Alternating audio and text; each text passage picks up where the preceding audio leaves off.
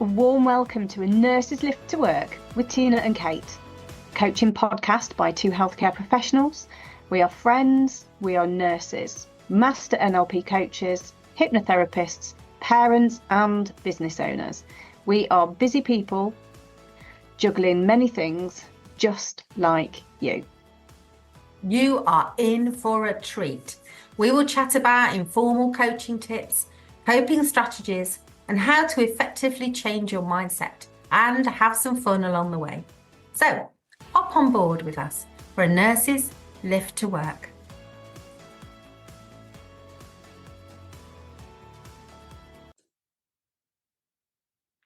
Hello, this is Tina. And I'm Kate. And this is A Nurse's Lift to Work.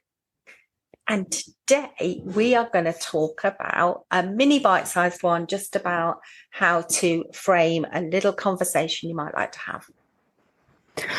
You know what, Tina, I think I probably do with this, because sometimes I'm not going to lie, and listeners, you might be the same. And I do feel like that you know me well enough by now to be nodding and going, okay, yeah, I can imagine where your brain's at when you're trying to have a conversation. There's just so much stuff going through your brain. What do I want to say? How do I want to say it? What do I actually want to say? Am I going to hurt their feelings? Am I going to make a point? Am I going to go off on a tangent? And there we go, Tina. That's yeah. And I think for some reason, people get for various reasons that we all kind of understand, you can get nervous about having conversations, and they can get labels like tricky conversations, difficult conversations, and there might be just conversations with seniors, and you might think, well, I just feel a few more nerves and a bit more nervous energy about talking to this person. So I'm just going to talk you through a couple of tips, and Kate will add in her wisdoms along the way. So there's just 2 or 3 things you can do. One is prepare by telling them what you want to talk about. So you just are introducing the topic. So you're saying, Kate, I'd like to talk about annual leave. Or Kate, I'd like to talk about that comment that was made in handover the other day. Oh, you know what, Tina, that's such a good point, because how many times, I mean, probably me more than you, to be fair, have you been called into the office? Can I just have a word? Yeah, and you don't know what it's about. Oh, yeah, but how much nicer would it be if somebody said, I just want to have a quick word about... Yeah. At least you can prepare a bit. Do you know what I mean? And what we tend to do is we get a bit nervy, and we tend to say things like, oh, do you have a minute? And people go, well, we're going to take a minute. What is it? You want to, can we just go somewhere more private? And you think, why do we have to be private? So, you just are framing. So frame the conversation with clarifying initially what it is that you want to talk about.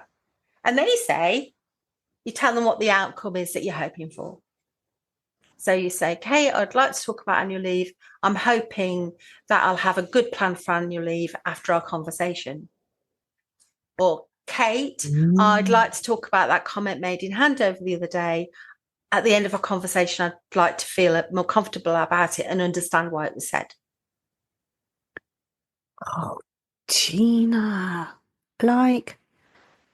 I learned so much from you, honestly. Do you know what? These are so simple, aren't they? They are simple and helpful. And, I've learned, because I've done lots of NLP, Kate, like you, and things that I never used to do, I do more now because I've learned that they work. Yeah. And I've also learned that preparation really helps me, even if it's about having a conversation. Yeah. Because I think a load of stuff is going to come out of my mouth. And often, it doesn't. A load of other stuff comes out, and I think, what's all that? And then I realise it's because I'm a bit anxious or nervous at the moment. And that second part about the outcome and what you're hoping for from an NLP mindset point of view, you're priming that person for the outcome that you want to happen. So unknowingly and subconsciously, the person that you're having that conversation with will be working out how they can make that happen without realizing that they are working out how to make it happen. It's not a persuasive technique. It's not, you're not pushing the other person to do what you want them to. You're just enabling them to come up with answers. Yeah. And then the last thing you do, which just fits so beautifully with what you've just said, is you get them to agree that framework for the conversation. You don't say the words, do you agree to that framework for the conversation? Because they'll probably look at you like you've fallen off your chair. You say something like, so Kate, talking about annual leave with the intention of me, you know, going away with a good plan for annual leave for the rest of the year. Does that work for you? Or does that sound okay for this conversation? Yeah. Because if they don't sign up for that, you can find yourself in the room with somebody. You've said what you want to talk about, and you've said what your outcome you're looking for, and they say, "Well, while I've got you, there's kind of some informal information going around that you don't really get on very well with, nurse blogs. So shall we talk about that? Because I've been meaning to talk about that with you for ages and I've not had any space." Well, that's not why you started this conversation. That's not where you want it to go. So that's a different topic. That's a different topic. So you need to get their buy-in, I suppose is a phrase people might use, for this particular conversation. Yeah. That happens, doesn't it, when you move on to one before finishing the other? Yeah.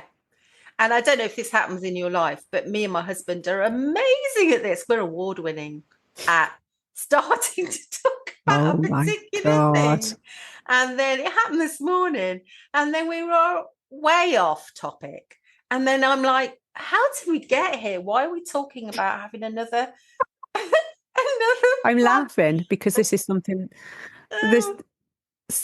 something that happens regularly in our house, and you're just like, we didn't decide what we were going to do, and there go, nothing gets finished. From a professional point of view, though, this is a really, really good 3-step thing to implement. I can't think of a word other than thing to implement. Thing, framework, thing. I think thing works. So in summary, just before we leave you, the 3 things are: say what it is you want to talk about. Say what outcome it is that you're hoping for from the conversation, and get them to agree that that's okay for this particular occasion.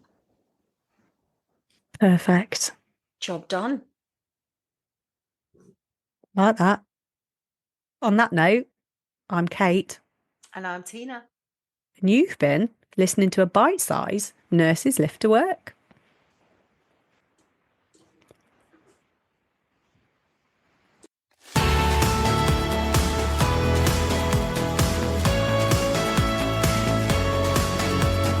You've been listening to A Nurse's Lift to Work with Kate and Tina. Please remember, this is not a replacement for medical treatment or help, so do seek assistance if you need to. Thank you for joining us. Please do like, subscribe, give us stars, like and share with your friends and colleagues. All the good things.